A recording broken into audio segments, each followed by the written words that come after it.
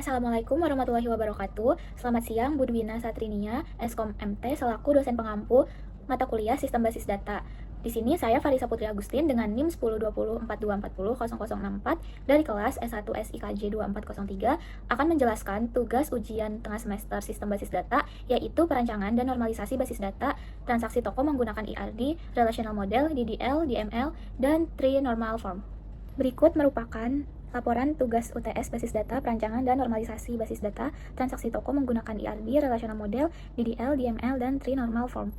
Yang pertama, bab 1 berisi Entity Relational Diagram yang berisi entitas kuat dan lemah serta atribut, yaitu ada entitas customer yang berfungsi untuk menyimpan data pelanggan yang melakukan transaksi. Lalu di entitas customer ini berisi ID customer yang merupakan primary key, yaitu ID unik untuk setiap pelanggan yang digunakan untuk membedakan satu pelanggan dengan pelanggan lainnya.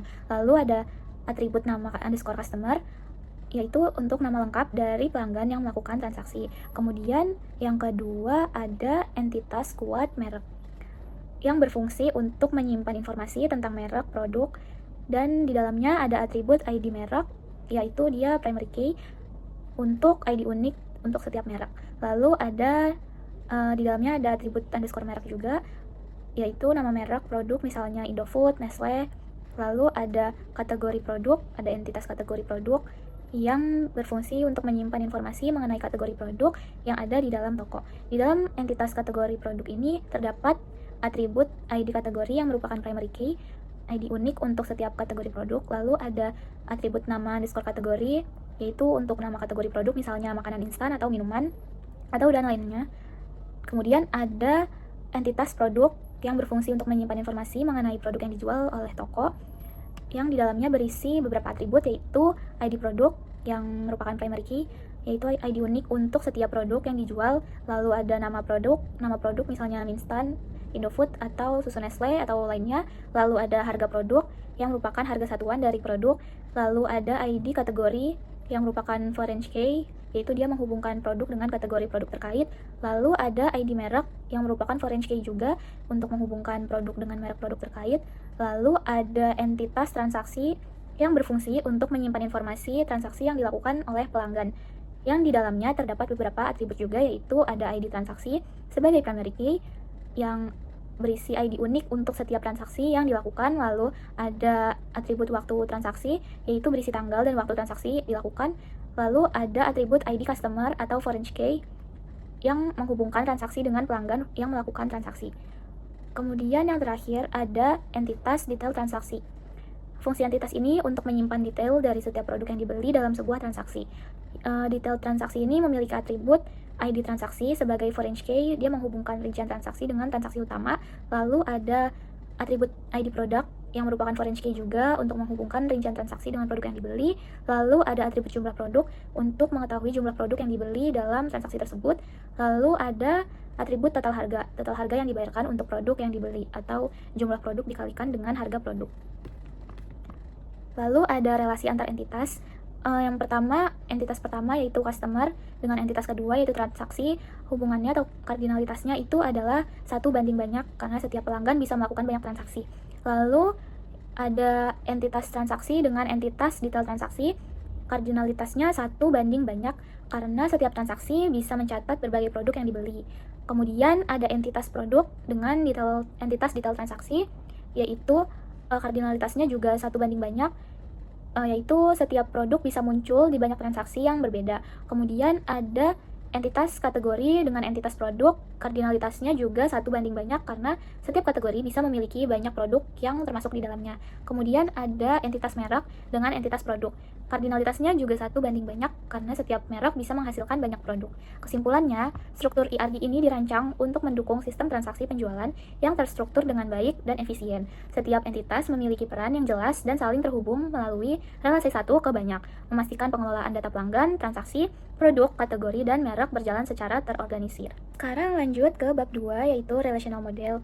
Berikut merupakan gambar dari relational model.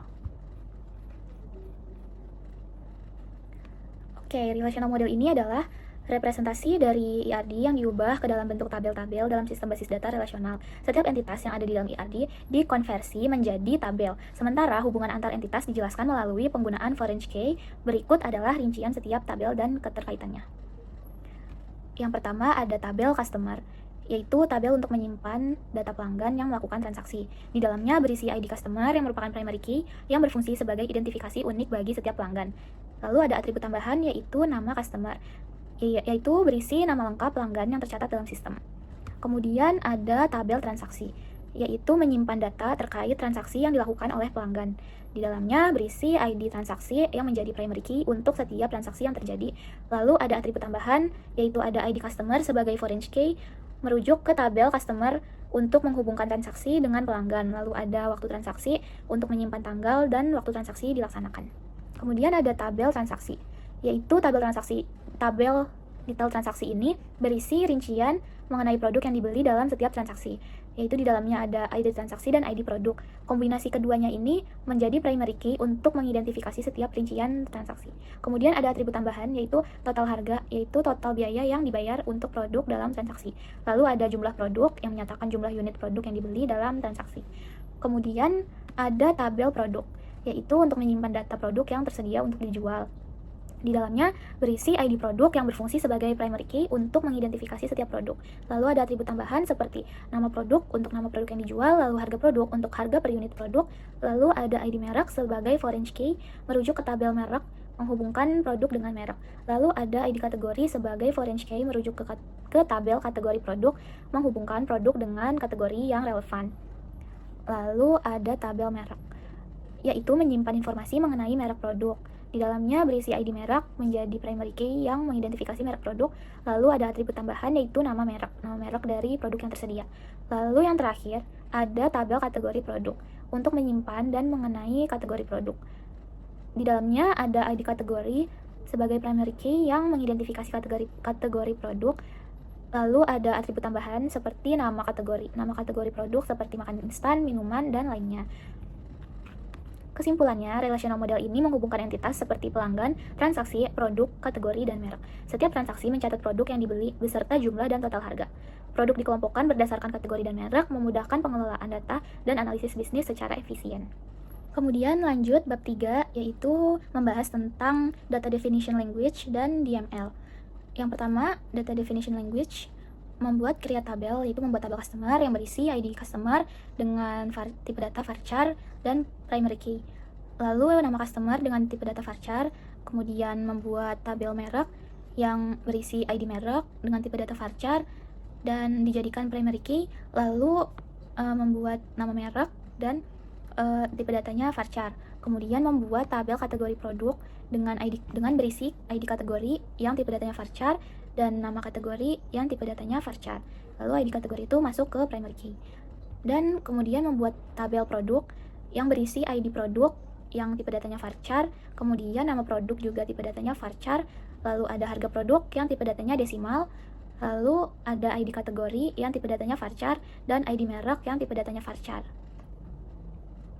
Kemudian ada create tabel transaksi yang berisi ID transaksi yang tipe datanya varchar, waktu transaksi tipe datanya date time, lalu ID customer tipe datanya varchar. Kemudian ada create tabel detail transaksi yang berisi ID transaksi tipe datanya varchar, ID produk juga tipe datanya varchar, lalu jumlah produk yang tipe datanya integer, dan ada total harga yang tipe datanya desimal.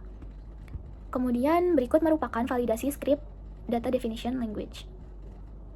Yang kedua ada Data Manipulation Language, yaitu kita masukkan data ke tabel customer. Yaitu di sini saya memasukkan ID customer dan nama customer, yaitu ada ID customer A001 dengan nama customer Sehun, lalu A002 dengan nama customer Jaehyun, lalu A003 dengan nama customer Mingyu, lalu A004 dengan nama customer Rose, dan yang terakhir ada A005 dengan nama customer Minji. Lalu kita select from customer untuk melihat hasil dari data yang kita masukkan tadi. Berikut merupakan hasil tabelnya. Kemudian kita lanjut ke tabel merek, yaitu kita memasukkan data ke tabel merek. Di sini saya memasukkan ID merek dan nama merek, yaitu ID merek B001 dengan nama merek Indofood, lalu B002 dengan nama merek Nestle, lalu B003 dengan nama merek Sunpride, lalu B004 dengan nama merek Cosmos, dan yang terakhir B005 dengan nama merek Wardah. Lalu select from merek. Dan berikut merupakan hasil dari data yang sudah kita masukkan. Saya masukkan tadi. Kemudian ada kategori produk. Di sini saya memasukkan data ke dalam tabel kategori produk. Saya memasukkan ID kategori dan nama kategori, yaitu untuk ID kategori C001, nama kategorinya makanan instan, C002, nama kategorinya minuman, C003, nama kategorinya buah dan sayur, C004, nama kategorinya peralatan rumah tangga, C005, masuk ke kategori produk kecantikan. Lalu select from kategori produk lagi, dan berikut merupakan hasil dari data yang sudah saya masukkan. Kemudian ada tabel produk. Di sini saya memasukkan ID produk, nama produk, harga produk, ID kategori, dan ID merek. Di sini semuanya dimasukkan ke dalam tabel produk. Untuk ID produk P001, nama produknya mie instan Indofood dengan harga produknya 3.000 dan ID kategorinya C001, ID mereknya B001. Begitupun dengan yang susu Nestle, ID produknya P002, nama produknya Nestle, susu Nestle, lalu harganya 15.000 dan dan ID kategorinya C002 dan ID mereknya B002. Lalu ada ID produk P003, nama produknya pisang Sunpride, lalu harga produknya 12.000 dan ID kategorinya C003 dan ID mereknya B003.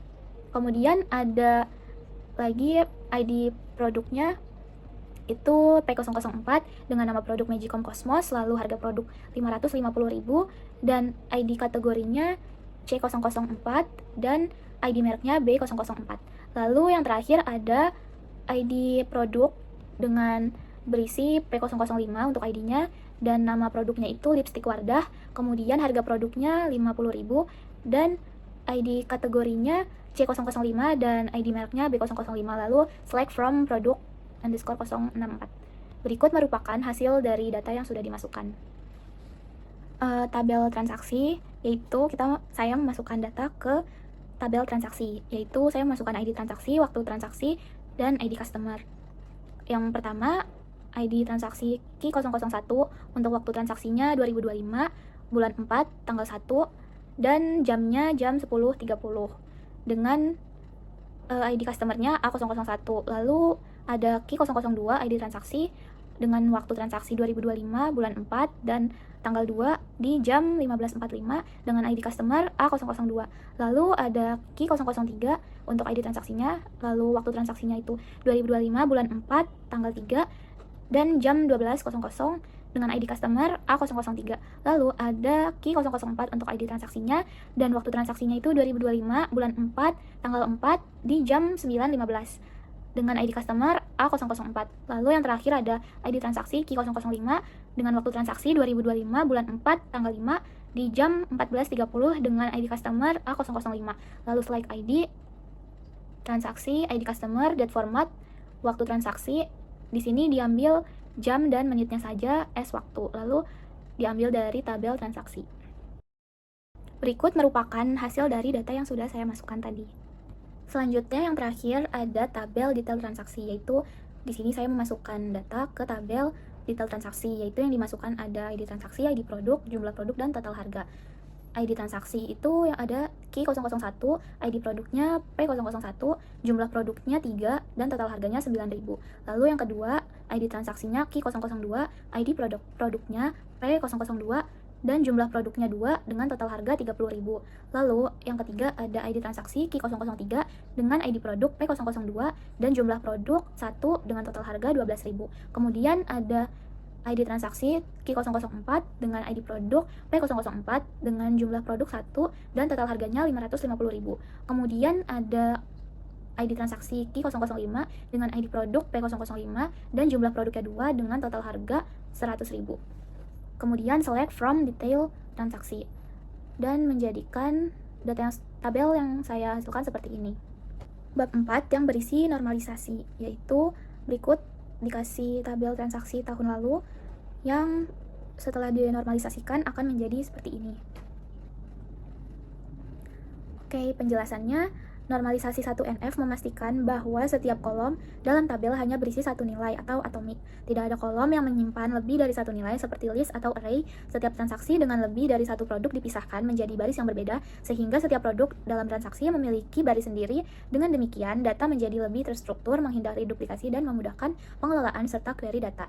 Seperti ini, tadinya di tabel transaksi tahun lalu, itu P01 dan P02 itu digabung, dan nama produknya susu dan roti itu digabung. Lalu setelah dinormalisasi, satu normal form itu akan menjadi terpisah seperti berikut.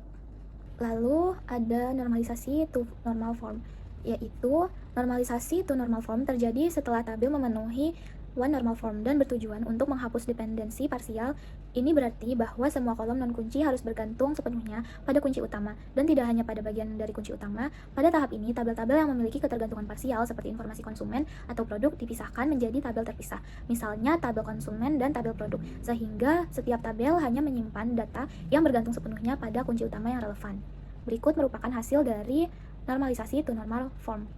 Ada tabel konsumen yang berisi ID konsumen dan nama konsumen, ada tabel produk yang berisi ID produk, nama produk, dan harga, lalu ada tabel transaksi yang berisi ID transaksi, ID konsumen, dan waktu transaksi, kemudian ada tabel detail transaksi yang berisi ID transaksi, ID produk, kuantitas, dan total. Kemudian ada normalisasi tri-normal form, yaitu normalisasi tri-normal form bertujuan untuk menghilangkan transitive dependency, yaitu ketika kolom non-kunci bergantung pada kolom non-kunci lainnya. Dalam tri-normal form, data yang dapat dihitung secara otomatis dari kolom lain, seperti total harga dalam transaksi yang dihitung dari harga produk dan kuantitas, tidak perlu disimpan lagi dalam tabel, karena hal tersebut menyebabkan redundansi dan inkonsistensi.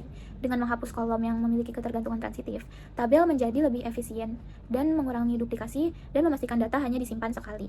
Berikut merupakan hasil dari normalisasi tri-normal form. Ada tabel konsumen yang berisi ID konsumen, nama konsumen, dan ada tabel produk yang berisi ID produk, nama produk, dan harga, dan ada tabel transaksi yang berisi ID transaksi, ID konsumen, dan waktu transaksi, lalu ada tabel transaksi yang berisi ID transaksi, ID produk, dan kuantitas. Sekian penjelasan dari saya, mohon maaf jika banyak kurang kata atau kesalahan kata. Lebih kurangnya saya ucapkan wassalamualaikum warahmatullahi wabarakatuh, dan terima kasih.